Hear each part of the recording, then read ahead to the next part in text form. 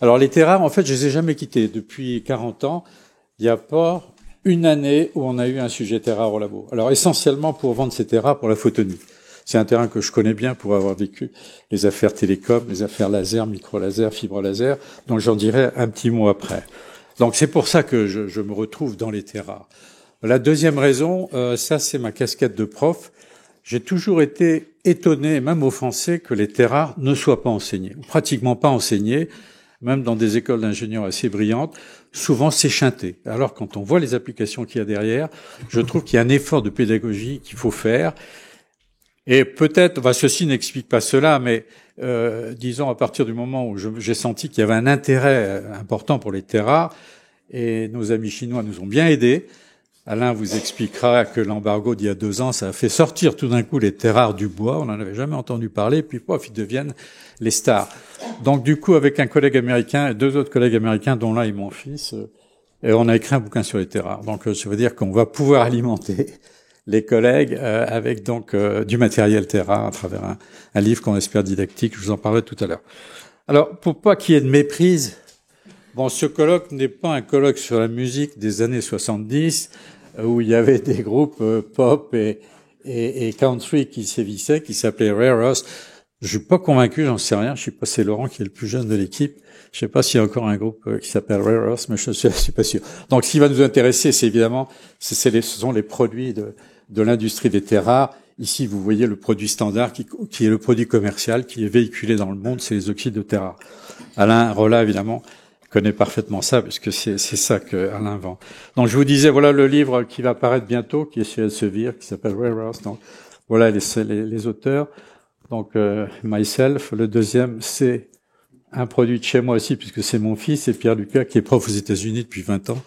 Le troisième, c'est Bill Davenport, qui est un météorologiste, et puis les 2 autres, ce sont évidemment des gens qui nous sont dans les terres rares depuis des années. Thierry Lemercier, qui est à côté, là, au labo de recherche terres rares, et puis Alain, évidemment, qui est un des hommes clés de la séparation des terres rares, de l'exploitation des terres rares dans le monde. J'ose le dire, parce qu'il ne voudra pas le dire. Donc, voilà un petit peu le paysage. Alors, quasiment impossible de passer 1 heure ou une journée de sa vie sans voir les terres rares ou sans être en contact avec les terres rares. C'est absolument impossible. Pourquoi? Parce qu'elles sont partout. Alors, on va les trouver dans des tas de choses, les céramiques, je vais passer ça, les bijoux, les verres, le pétrole, la catalyse, le médical, l'industrie nucléaire, enfin, voilà un petit peu le panel de choses dans lequel on trouve les terres rares.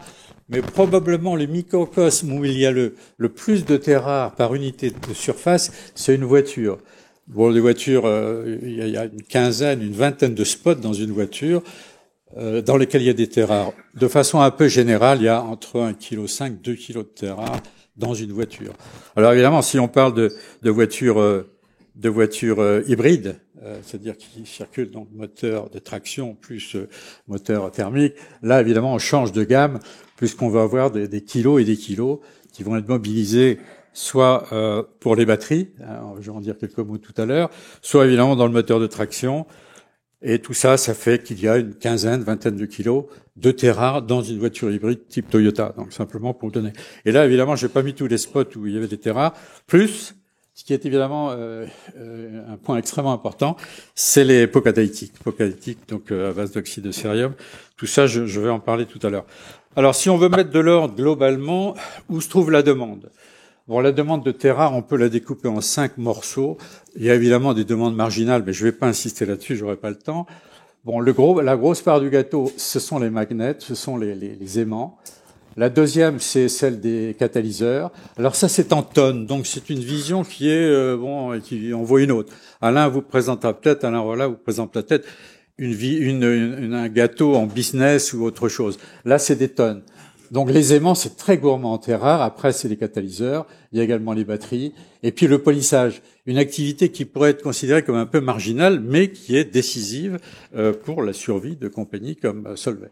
Donc voilà un peu les 5 postes sur lesquels moi je vais vous donner mon point de vue de scientifique, et sur lesquels j'ai passé 1 an ou 2 ans, donc pour essayer de sortir la substantifique moelle et la faire passer dans le grand public, autant que faire se peut. Et pour démarrer, donc voilà les 5 postes, les 5 applications. Donc, ce qu'on peut retenir, c'est que en ce moment, donc vraiment le domaine puissant, c'est celui des aimants permanents et très puissants. Je vais insister un peu là-dessus. Les deux gros marchés, c'est soit faire de l'électricité, soit faire du moteur, c'est-à-dire utiliser les lois de l'électromagnétisme dans un sens ou dans l'autre. Ensuite, il y a tout un marché qui est beaucoup moins, disons, demandeur en tonnage, mais qui est très très spécifique, qui est celui des matériaux luminescents, avec tout ce qui est le lighting, l'éclairage, l'affichage. Et puis, évidemment, ce qui se trouve maintenant dans notre maison tous les jours, c'est-à-dire les lampes basse consommation. Donc là, il y a quelque chose on peut appréhender les terres rares tous les jours chez nous à travers les lampes basse consommation. Ça, c'est quelque chose qui évidemment intéresse l'industrie. Ce sont donc les pots catalytiques qui doivent nous sortir des gaz propres. Ailleurs, il y a un domaine qui survit encore. À un moment, je me suis dit, est-ce que je continue à mettre les batteries métal-hydrure? On parle tellement de lithium, et puis discutant avec les gens de Toyota, ils m'ont dit oui, le métal-hydrure restera toujours en vie, il coexistera avec le lithium, donc je l'ai pas enterré. Et puis finalement, donc il y a le polishing, c'est-à-dire tout ce qui est industrie du polissage de verre ou de substrat pour l'électronique. Alors, pour avoir autant de succès et puis avoir autant de caractéristiques, il y a bien une raison à ça. Et la raison, évidemment, il va falloir le chercher dans la structure électronique. Alors d'abord, Alain vous en parlera et d'autres vous en parleront, ils sont pas si rares que ça, les terres rares. Le mot rare est à prendre avec beaucoup de pincettes. Certaines terres sont effectivement très rarissimes, mais d'une manière générale, il y en a un peu partout. On en a même en Bretagne, mais peu exploitables, parce qu'elles sont réparties de façon très hétérogène. Alors, l'autre chose qui caractérise ce groupe d'éléments, donc une quinzaine, une espèce de fratrie, un groupe très très uni, c'est leur homogénéité du point de vue de la chimie. Et comme je le disais tout à l'heure, c'est quand même, c'est tout simplement 15% du tableau périodique, donc ça fait de la place, ça prend du monde dans le tableau périodique. Alors, un bloc très homogène, abondance variée, et ce qui va être très caractéristique, c'est chimie assez banale, il n'y a pas à s'éterniser trop sur la chimie des terres rares. Par contre, la physique est extrêmement intéressante parce que d'un élément à l'autre, on va avoir des propriétés et des caractéristiques qui vont changer. Alors, les voilà donc dans ce qui est nous pour chimistes. Je vois des chimistes collègues en face de moi. Ça, c'est notre palette de travail. C'est avec ça qu'on pose toute l'année. Bon, les voilà, les terres rares. Elles appartiennent au groupe à la 6e période. Le lantane est le chef de file.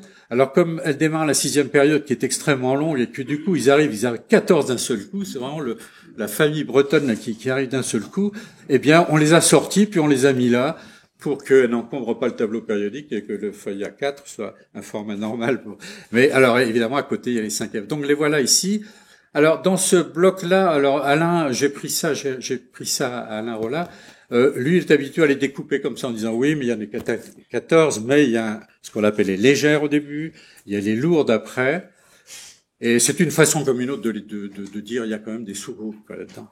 Alors il y en a un qu'il faut oublier, c'est le prométhium, il est radioactif, il a une durée de vie de 3 ans, donc il n'existe pas à l'état naturel, il a disparu, donc exit le prométhium. Si vous en voulez, moi on a fait des manips sur le prométhium dans le temps, il faut le commander au CEA, ne pas passer 3 ans avant d'attendre les crédits pour faire les manips parce qu'il sera plus là. Donc le prométhium, on exit. Par contre, il y a un cousin là-dedans, un passager clandestin qui lui vient d'une autre, qui est pas un lanthanide, qui est beaucoup plus léger, qui est l'yttrium. Alors l'yttrium, c'est copie conforme des terres rares qui sont là. Même taille, même chimie, ainsi de suite. Donc on a pris l'habitude de mettre l'yttrium dans les terres rares. Enfin, c'est une terre rare, mais dans les lanthanides. Et quelquefois même, on appelle ce premier bloc les terres sériques et le deuxième les terres yttriques. C'est pour dire que l'yttrium a tout à fait droit de citer dans cette famille des lanthanides. Alors les voilà donc leurs noms. Vous voyez, c'est des mi-lourds du tableau périodique. C'est les 50, 60, 70 e éléments du tableau périodique. Voilà, avec des noms assez poétiques. Je pense que Georges, tout à l'heure, vous donnera quelques explications sur pourquoi celui-là s'appelle ytterbium, ainsi de suite. Donc les voilà, praséodyme, néodyme, samarium, et ainsi de suite. Donc je vous ai dit prométhium, on l'oublie, et puis le passager étranger qui est l'yttrium, qui vient se mettre dans cette famille-là. Alors, si on veut comprendre la physique, ou en tout cas les propriétés des terres rares, faut regarder la structure électronique. Bon, nous, chimistes, on sait bien que on peut rien faire si on n'a pas un regard sur la façon dont un atome est fait. Alors, pour ceux qui auraient oublié, alors tout de suite, je dis la caractéristique des terres rares, c'est d'avoir des électrons sous 3 types d'orbitales. Bon, ceux qui ont un peu oublié ce qu'est un atome, après tout, une fois, on m'a dit, n'est pas honte de revenir un peu au basique. Donc, un atome, je vous rappelle, c'est un noyau qui a des charges positives, et ces charges positives sont neutralisées par des électrons qui tournent autour, et ces électrons qui orbitent autour du noyau ne sont pas n'importe où. Ils sont sur des orbites très particulières, et dans le cas d'un atome relativement lourd, je vous rappelle ici c'est l'azote, on a que 7 électrons, facile de le représenter. Si j'avais dû mettre les 80 électrons de terre rare là, c'était un peu la foire et on s'y retrouvait pas. Donc on peut aussi regarder donc la structure des terres rares en disant ben voilà, le noyau il est par là, et puis voilà la première couche, la deuxième couche avec des orbitales de type S et P, qui est donc une deuxième famille d'orbitales. Après des orbitales S, P et D, et puis après des orbitales S, P, D et F. Et c'est là où on rentre dans la famille des terres rares, là on rentre vraiment dans le dur du sujet, quand on arrive donc vers les numéros 80. Alors les lois de l'atomistique nous disent, dans une orbitale comme celle-ci, ou n'importe laquelle, on peut mettre un électron d'abord, il va être seul, célibataire, il va tourner sur lui-même, et tournant sur lui-même, il génère un spin, donc il a une propriété intrinsèque au fait qu'il tourne sur lui-même, soit optique, soit magnétique. Et quand on a rempli 1, 2, 3, qu'on a rempli les cases, on revient et on marie les électrons, c'est-à-dire on fait des électrons appariés. Donc à partir du moment où ici on a 7 orbitales, les orbitales qu'on appelle 4F, là on sait qu'il y aura moyen de mettre 1, 2, 3, 4, 5, 6, 7, et là, 7 électrons célibataires, c'est un peu le bonheur, on n'a jamais vu ça dans la chimie avant, mais si on veut en mettre 8, 9 et 10, il faudra les marier dans la deuxième, dans les orbitales qui suivent. Donc c'est un peu... Ça explique la très grande homogénéité des terres rares, parce que finalement, quand on regarde une terre rare, on se dit, mais qu'est-ce qui va participer à la chimie? Eh ben, ne participe à la chimie que ces électrons extérieurs. Les électrons 6s, qui sont 2 ici, et puis l'électron 5s. Il y a que ces 3 électrons-là qui parlent avec l'environnement des terres rares, et la réaction est extrêmement simple, puisque leur réaction, on va dire basique, des terres rares, c'est de perdre 3 électrons, ceux que je vous ai montrés, qui sont très extérieurs, très en contact avec le milieu, et puis de devenir trivalents. Ça veut dire que la chimie est très monotone. Heureusement pour Alain, qui est chargé de toutes les séparer, heureusement qu'il y a quand même un peu de variantes, il y en a 2 qui sont un peu originaux. Il y a le cérium qui, lui, accepte de perdre 4 électrons au lieu de 3, qui d'ailleurs devient 4F0, il y a une expression pour ça. Et puis l'europium, lui, qui n'en perd que 2. Donc là, il y a une petite variante dans la chimie des terres rares avec ces 2 degrés d'oxydation qui sont... Autrement, Alain Brolla, quand il a séparé ces 14 terres rares, si un client lui demande « je veux du dysprosium, je veux de l'holmium », vous voyez, celui dans le coin là, comment il va faire pour le séparer? Eh ben, il a une chimie qui est extrêmement difficile à manipuler. Et la seule paramètre sur lequel il pourra se baser, il va vous en parler tout à l'heure, c'est la taille. C'est la taille. C'est simplement la taille des ions qui est différente. Ça veut dire le champ cristallin autour. Ça veut dire la liaison chimique un peu différente. Ça veut dire derrière des opérations très très lourdes de séparation, extraction, chromatographie, tout ce qu'on veut. Donc j'insisterai pas là-dessus. Ça c'est le travail d'Alain. Donc, alors vous voyez que du point de vue des tailles, évidemment, il y a des voisins qu'on peut aimer ou pas aimer. Voilà la taille de ces ions-là, les terres rares. Il y a évidemment à côté, il y a du thorium, il y a de l'uranium. Donc on peut se dire que dans les minéraux de terres rares, c'est impossible qu'il y ait eu des voisins du 5F qui soient mis là-dedans. Donc ça, Alain dira peut-être un mot là-dessus. C'est pas exclu qu'il faille s'occuper, disons, du thorium ou de l'uranium dans les minéraux. Donc, alors la chimie, donc très simple, très banale. Je parle pas des chimies organométriques. Là, je ne parle que de la chimie qui mène à des produits industriels et demandés. Alors, je suis pas dans la chimie universitaire où il y a des milliers et des milliers de publications sur les terres rares coincées dans des chélates, dans des organométalliques, choses comme ça. Ne m'attendez pas là-dessus, je n'irai pas. Donc la physique là-dedans, donc elle est aussi donc originale puisqu'elle va dépendre essentiellement, la chimie va être guidée, elle va être conduite par le nombre d'électrons célibataires. Par exemple, on peut déjà savoir que le lantane qui a 4F0, lui qui a 0 électron célibataire, out. Il n'aura aucune propriété, ni magnétique, ni physique, ni rien. Donc, il nous intéresse pas. Le lutécium, lui, il est à 14, donc tout le monde est marié. Il y en a aucun qui pourra s'échapper dans un truc optique ou magnétique. On n'en parle pas non plus. Celui qui est évidemment un peu attirant, c'est le gadolinium, qui lui a 7 électrons célibataires. On peut s'attendre à des propriétés importantes. Donc voilà un peu schématiquement ce qu'il faut penser des terres rares de façon un peu basique. Hein. Alors, je viens tout de suite au sujet, moi, que je trouve le plus important en ce moment, c'est celui des aimants puissants. Je pèse mes mots, les deux qualificatifs, puissants et permanents. Alors, il y a beaucoup de recherches qui ont été faites là-dessus, et personne n'arrive à décrocher de ces deux alliages, disons, totalement dominants, que sont l'alliage samarium-cobalt, avec 2 compos ici, et puis le néodyme-fer, avec un peu de bore. On n'aura pas le temps, s'il y a des questions, je dirais pourquoi du bore, mais c'est ça qu'il faut regarder, c'est ces 2 alliages. Alors là aussi, si j'étais commerçant, purement commercial, je dirais, le samarium-cobalt, on pourrait un peu le mettre à côté, parce qu'il va coûter cher. Automatiquement, on sait qu'il va coûter cher, puisqu'il y a un samarium qui est pas facile à récolter, le cobalt est déjà cher en lui-même, donc en termes de business, on sait que ça va coûter 10 à 20 fois plus cher que cet alliage ici, néodyme-fer-bore, qui actuellement domine totalement le monde de ces aimants permanents puissants. Alors, sauf sur un petit terrain, sur le terrain des hautes températures. Si vous avez besoin de travailler au-dessus de 300 degrés centigrades, là, néodyme-fer-bore, il est mort. On a passé la température du Curie, il est plus magnétique. Par contre, le samarium-cobalt reste encore jouable, mais expensive. Donc, alors, typiquement, donc pour donner des ordres de grandeur, je reviendrai dans une voiture, il y a 1 ou 2 kilos de néodyme-fer-bore. Dans une éolienne, on dit à peu près 200 kilos d'un alliage néodyme-fer, parce que le néodyme n'est pas tout seul ici, il peut prendre un peu de cousin avec lui, praséodyme, ça marche aussi. Et tout ça, donc, ça va être consommé essentiellement, on va le voir tout à l'heure, par les éoliennes offshore. Donc, alors, revenons au magnétisme. Je prends un peu de temps là-dessus parce que si vous devez acheter un de ces aimants néodyme-fer, donc puissant. Là, j'en ai amené dans le. Si vous devez acheter ça à un fournisseur d'aimants, il doit vous fournir ce qui est la carte de visite d'un aimant, c'est-à-dire le cycle d'hystérésis. C'est dans les cahiers des charges.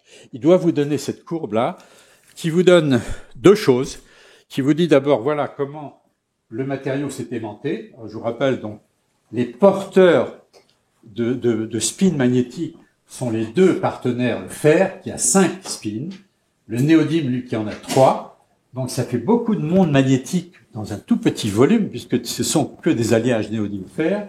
Et tout ça, évidemment, d'une manière générale, quand on le fabrique dans l'industrie, dans le...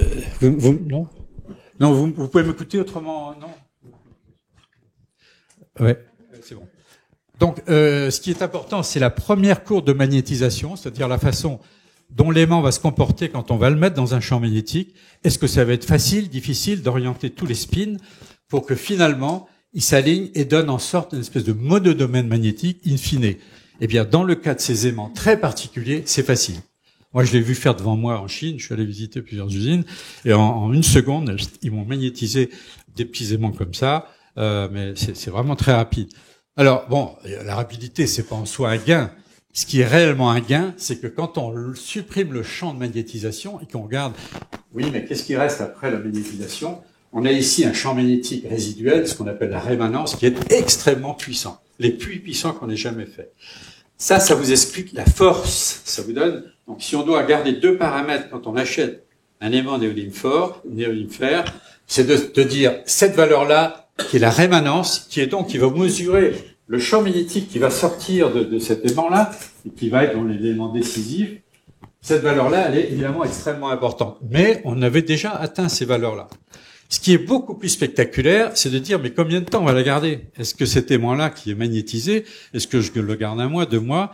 Est-ce que dans le champ magnétique terrestre, dans des champs magnétiques parasites qui traînent par là, je vais le perdre? Eh bien, l'histoire vous dit non. Ces matériaux-là, à base de néodyme-fer, ont cette propriété d'avoir ce qu'on appelle une rémanence, un champ coercitif, c'est-à-dire le champ inverse qu'il faut appliquer pour revenir à l'état initial, pour retourner les domaines qu'on avait alignés. Eh bien ça, pour retourner ces domaines-là, ça coûte énormément d'énergie. Ça veut dire que quand vous achetez ces aimants, vous les garderez toute votre vie. Rien ne les fera se faire désaimanter. Sauf un paramètre qu'on n'aime pas tous, qu'on soit électronicien ou autre, c'est la température. C'est-à-dire la température a tendance à découpler ces gens-là, à les faire perdre leur voisinage, ils se parlent plus, et ils deviennent Donc, en matière de champ magnétique, aucune raison d'avoir des problèmes. Par contre, en température, un néodyme fer comme ça, il n'y a pas un industriel, ce que j'ai là, ils les vendent pour 80 degrés. C'est-à-dire température maximum d'utilisation 80 degrés. Les gens des éoliennes, les gens des moteurs électriques, ils disent bon, 80 degrés, ça peut être vite atteint. Et si je détériore mon aimant, alors que les cahiers des charges vous disent une éolienne c'est 25 ans, ça doit marcher 25 ans. Une voiture, ça doit marcher 10 ans. D'où la nécessité de remodifier les performances de ces aimants. Et la seule façon d'y arriver, c'est de substituer une partie du néodyme ici par du dysprosium. Le dysprosium est devenu, alors que personne n'en parlait il y a 10-15 ans, il était coincé dans le milieu du tableau, tout le monde les ignorait. Le dysprosium devient un peu une star dans ce business magnétique, parce qu'il faut absolument rajouter du dysprosium si on veut monter, on va dire, à 200 degrés. Pour aller à 200 degrés, garantir que ces aimants vont être utilisés dans les moteurs de traction. Donc là, c'est la contrainte. Alain connaît bien ces problèmes-là. Il y a actuellement de la chasse au dysprosium. Terbium marche aussi. Mais c'est en ce moment, dans le milieu des terres rares, qui trouvera du dysprosium, il y aura riche. Donc, voilà donc le point sur lequel je voulais insister. Alors, un peu de science, juste un petit peu. Pourquoi cet alliage-là marche? Pourquoi les autres marchent pas?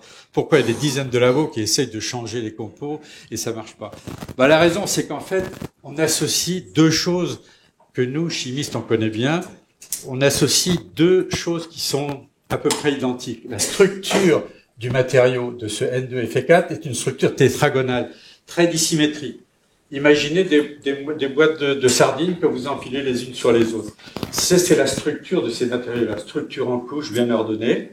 Et qu'est-ce qu'on met à l'intérieur des boîtes de sardines? On ne met pas du pâté, on met effectivement des matériaux qui sont, disons, anisotropes, qui sont longs, les sardines en question.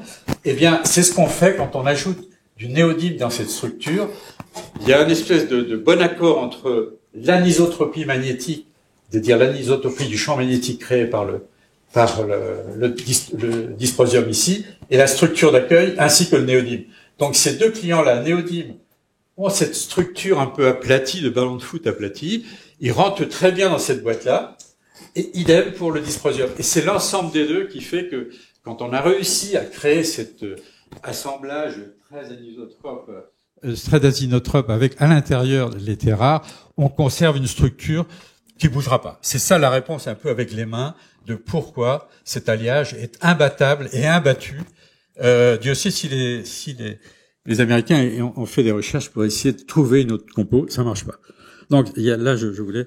Alors les voilà. Donc je disais aussi tout à l'heure, si on vous fournit pas le cycle d'hystérésis, le marchand doit vous fournir cette valeur-là.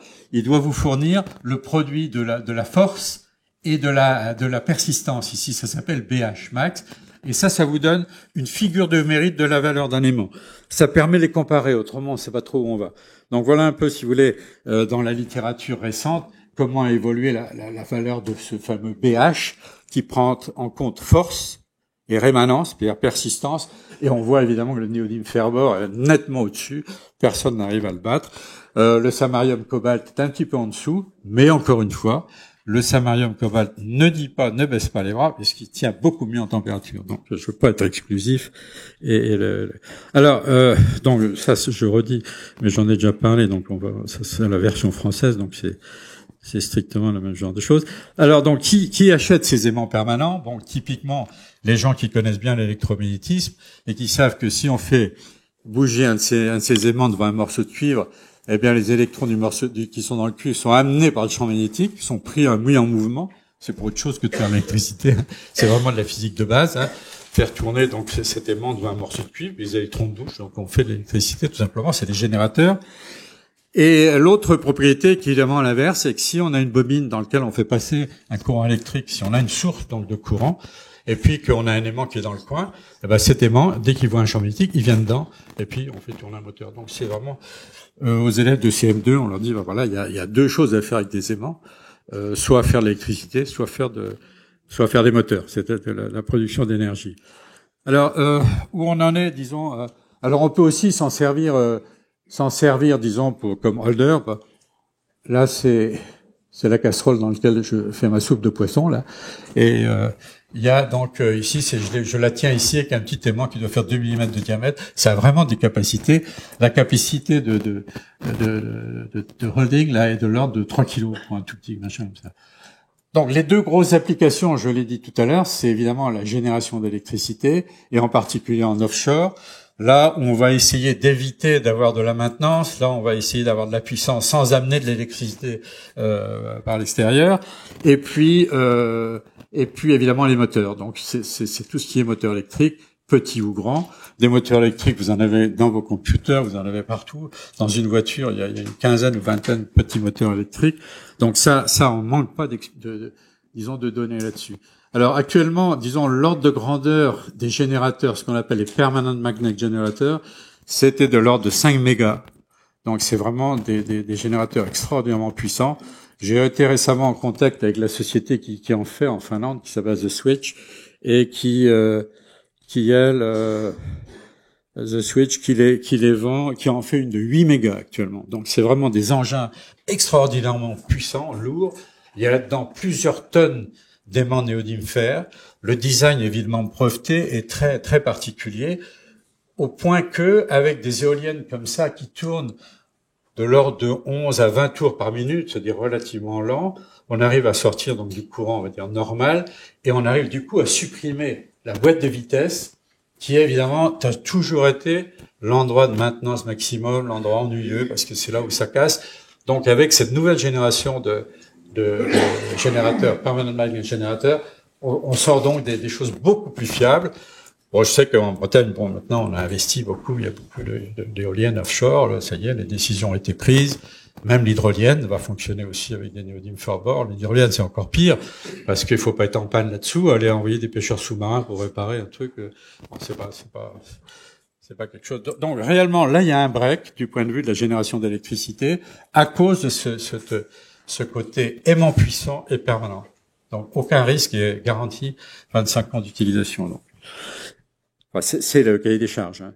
Alors, donc, je passe du coq à l'âne. Donc, physique, magnétisme. Je reste toujours dans la physique, mais là, on passe dans un autre domaine. Les terres rares, effectivement, avec leurs électrons célibataires, ont une propriété, c'est d'être luminescentes. Et en particulier, quand on les excite avec des rayonnements du type UV, du type rayons X, même des rayonnements puissants, ils émettent de la lumière. Pas toutes, mais les plus importantes sont l'europium 2, l'europium 3, le terbium, le thulium et le cérium, qui envoient de la lumière, donc, dans ces gammes d'ondes, de gammes de couleurs, du bleu, du rouge, donc du vert ou du jaune. Donc on sent que derrière ça, il va y avoir tout un business d'affichage, d'écran TV, tout ça comme ça, qui est donc le visuel, puisque toute cette longueur d'onde-là, notre rétine y est sensible. Mais il y a derrière aussi un business important qui s'est créé et qui se développe, qui est autour des longueurs d'onde invisibles, des longueurs d'onde infrarouges, où là on va voir les terres rares rentrer pour faire de l'amplification optique, faire des fibres laser, même de très grande puissance maintenant. Et ça, c'est un nouveau secteur qui se développe. Les télécoms, c'est ancien, mais sur lesquels je dirais quelques mots. Donc la physique, elle est assez simple en fait. Les terres rares, donc les voilà avec leur fameux niveau d'énergie dont je vous ai parlé tout à l'heure, les fameux niveaux dans lesquels les électrons peuvent se balader, monter, descendre et ainsi de suite. Voilà, donc les voilà au repos. Quand les électrons sont au repos, donc tout le monde est tranquille là. Mais dès qu'il leur arrive de la lumière là-dessus, elles montent et redescendent. Et en descendant, elles émettent cette lumière dont on voit ici quelques exemples. Ça, ce sont les pigments classiques du bleu. En général, ce qu'il faut dire, c'est que la consommation de terres rares est très très faible, parce que la proportion de terres rares dans tous ces luminophores est de l'ordre de 1 pour 1000. C'est extrêmement faible. C'est pas en tonnage qu'on compte. Par contre, la valeur ajoutée, elle vient du fait qu'on utilise des terres rares extraordinairement propres. Optiquement, on est obligé d'avoir des terres rares très très bien séparées. Et c'est un des business de Alain Rollat, c'est de servir des terres rares très bien séparées les unes des autres. Autrement, les terres rares se tuent optiquement. Il y en a une qui avale la lumière d'excitation de l'autre et ainsi de suite. Résultat, ça marche pas. Donc ici, on est dans un faible tonnage, haute valeur ajoutée, et puis évidemment des produits qui ont changé au cours des années. Bon, la cathode de luminescence, je vous ai dit, c'est donc tout le business des TV, des écrans plasma. J'insiste pas. Simplement faire un petit focus sur ce qui nous intéresse plus et qui est toujours en développement, c'est la radioluminescence. Effectivement, ces nouveaux écrans à base de terres rares sont beaucoup plus luminescents que les précédents quand ils sont arrosés par des rayons X, qui permet, quand on va faire des radios, d'avoir des temps d'exposition qui sont 10 fois moins longs qu'avec les écrans anciens. Donc les terres rares sont arrivées dans la médecine par l'extraordinaire sensibilité qu'elles ont aux rayons X. Le photostockage, j'en parle pas, ça c'est un peu du folklore. Donc les deux produits que vous voyez journellement, devant lesquels vous savez pas trop savoir si c'est bon, c'est pas bon, qu'est-ce que je fais, je choisis, c'est effectivement les lampes fluocompactes ici, ces nouveaux produits qui sont venus du fait que, heureusement, quelqu'un a dû lutter pour qu'on arrête l'incandescence, qu'on arrête de faire de la lumière en chauffant un filament de tungstène. Bon, là, c'est une courbe que j'utilise en général dans cette région-là, c'est-à-dire, moi, je regarde la lumière que vous envoyez les uns et les autres ici. Quand vous êtes ici à 20 degrés, vous envoyez de la lumière infrarouge avec mes caméras infrarouges, je vous regarde. Là, on n'est pas pour parler infrarouge. Donc ici, c'est la lumière qu'envoie un filament de tungstène à 2500 degrés. La seule chose qui nous intéresse, puisque notre rétine est sensible que là et là, de là à là, mais on voit le gaspillage qu'il y a en UV ici et en infrarouge. Donc, heureusement qu'il est interdit de fabriquer des lampes à incandescence maintenant. Alors, comment on fait pour trouver des substituts? Eh bien, on est obligé de passer par des voies un peu indirectes. Il faut de toute façon trouver une source de lumière. Alors, la source de lumière, dans le cas des fluocompacts ici, c'est tout simplement quelques atomes de mercure qui sont dans un tube, qui vont être excités par le courant électrique. Ces atomes de mercure vont émettre du bleu et un peu d'ultraviolet. Et dès que ces ultraviolets vont sortir du tube, ils vont venir frapper donc la paroi ici de la lampe, qui est recouverte d'oxydes dopés avec des terres rares, qui ont été faits pour beaucoup à La Rochelle, et qui vont émettre donc, disons, du bleu, du rouge, du bleu et du vert. Et l'ensemble de ces trois couleurs fondamentales nous donne l'impression d'avoir une lumière blanche. On aime ou n'aime pas, selon les fabricants, les couleurs sont pas tout à fait les mêmes. Et puis on sait aussi que la mise en route de ces fluocompacts est quelquefois un peu retardée, on a un peu de mal à se mettre en route parce qu'il faut une décharge électrique pour que le mercure envoie son ultraviolet, ainsi de suite. Alors l'autre solution de lampe, disons basse consommation et aussi consommatrice de terres rares et qui soit efficace, c'est de passer par les light emitting diodes, c'est de passer par les LED. Alors il y a 20 ans on n'en aurait pas parlé. Parce qu'il y a 20 ans, on ne connaissait que ces LED-là. On ne connaissait que du rouge et du vert. Et puis, il y a un chimiste astucieux, un japonais qui s'appelle Nakamura, qui a inventé des nouveaux matériaux à base de nitrure, qui a permis le développement de diodes UV, de diodes bleues et UV. Alors, à partir du moment où on a des diodes bleues et UV, évidemment, on se dit, est-ce qu'on pourrait transformer le bleu et l'UV en quelque chose qui soit acceptable par vous et moi. Et là arrive une autre terre rare qui est le cérium. Qui est effectivement le cérium, on l'a vu tout à l'heure sur une des courbes. Le cérium, quand on l'excite avec de l'UV et du bleu, il envoie une belle émission qui est une émission jaune, très large.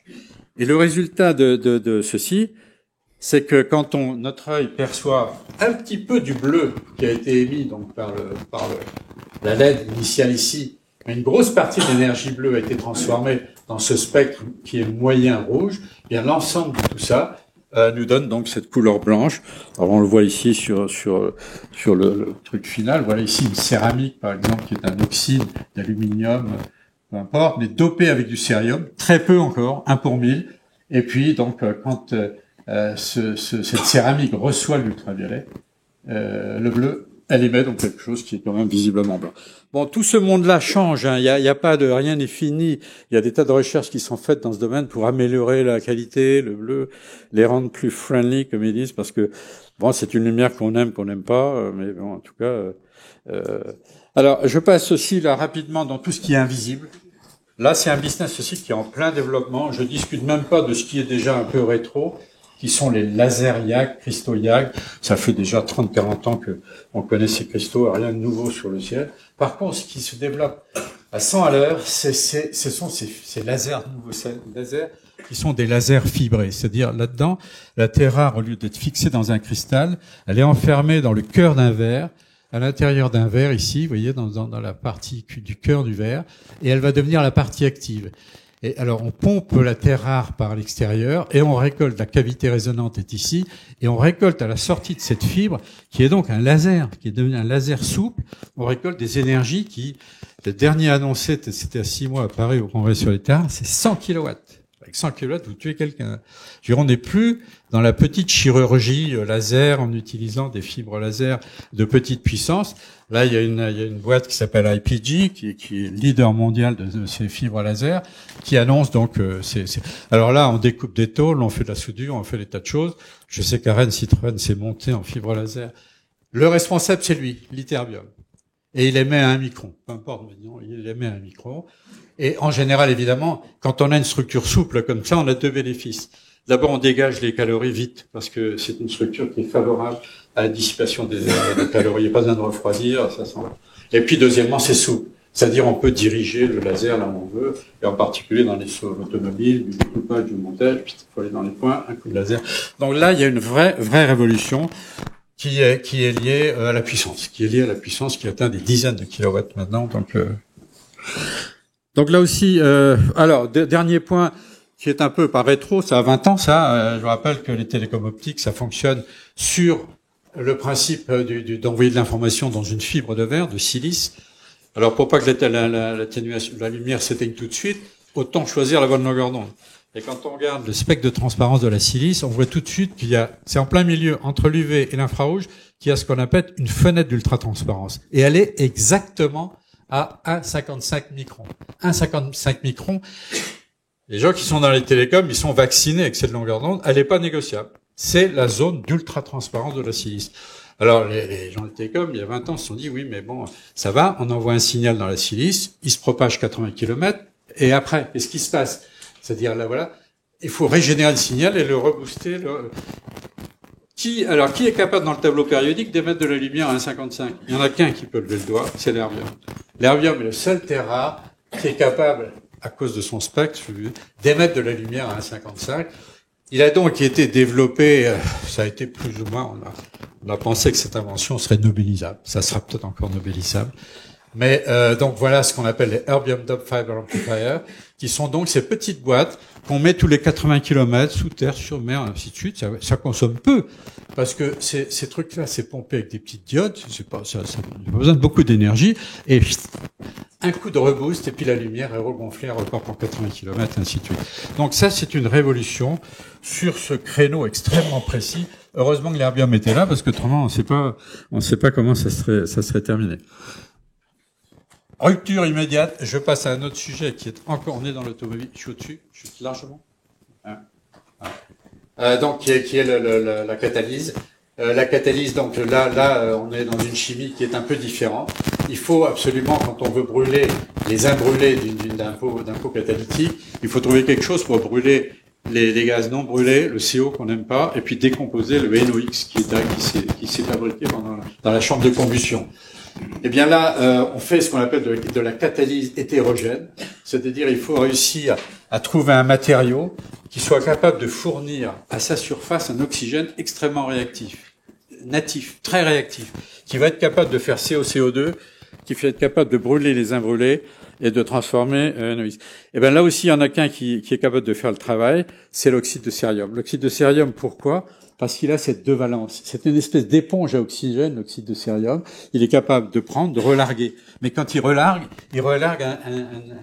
un oxygène très, très réactif, mais seulement à la surface. Ça veut dire que pour être efficace, il va falloir faire un catalyseur de très grande surface à base d'oxyde de cérium. C'est un des business, évidemment, d'Alain à La Rochelle. Alors, la formule est plus compliquée que ça. Je vous donne simplement le principe.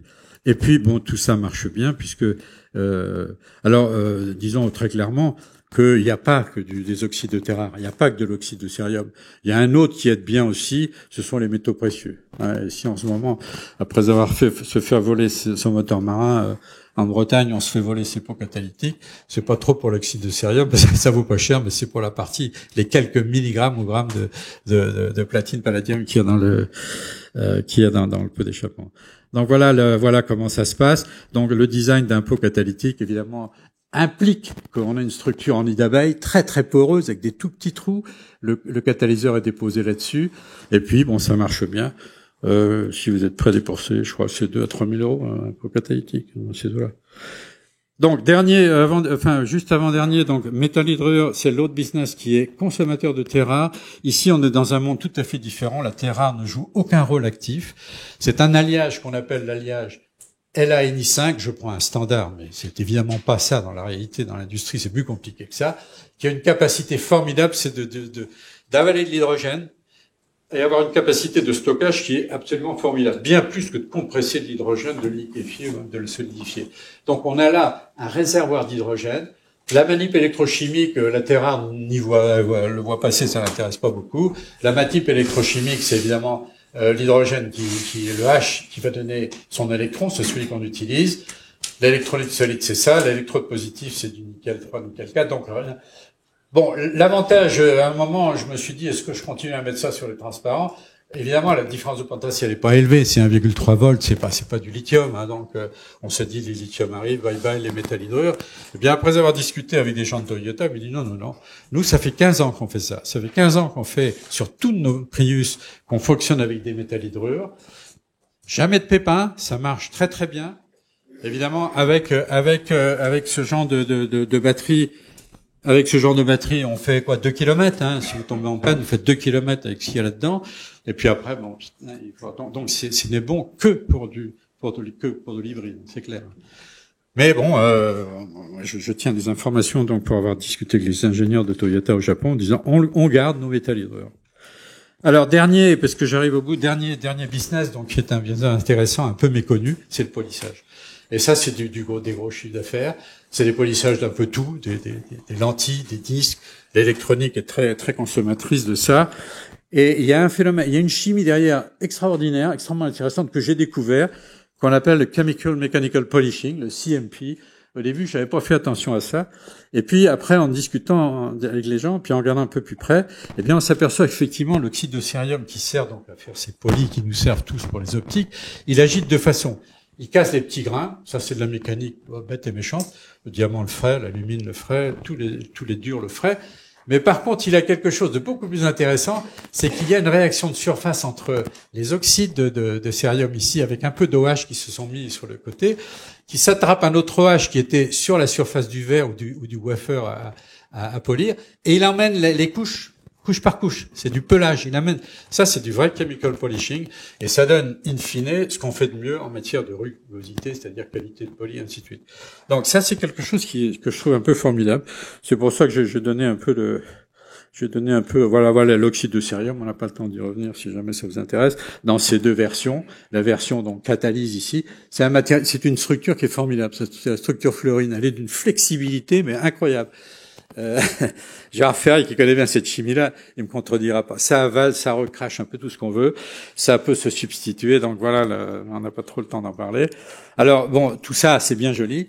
Mais comme dirait le client de là, il dit oui, mais livrez-moi une poudre qui soit très fine. Autrement, si elle n'est pas très fine, il y aura des gros grains. Le polissage sera nul, la catalyse sera nulle. Et c'est ça le boulot d'Alain, c'est de faire des grains extrêmement petits et réguliers, avec une distribution donc très forte. Ceci fait donc que en fait Alain est un type très demandé.